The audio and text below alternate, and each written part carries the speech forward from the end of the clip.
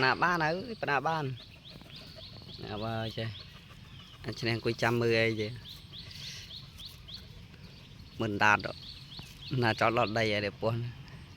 buồn quay ngonเลยcái nó nghe thử ơi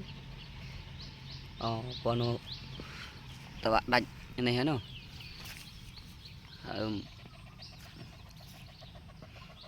tao tập phát tức sao nào buồn đây rồi tao nào đây đâu đó là mệt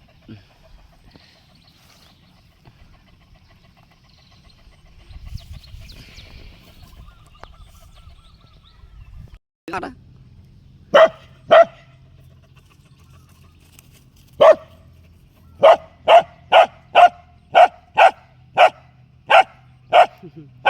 mời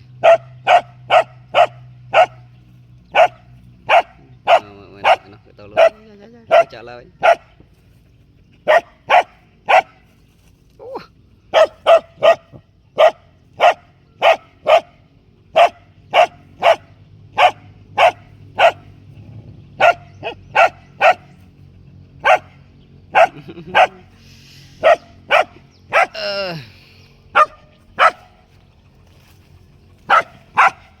vậy ăn xí vào đây này anh chị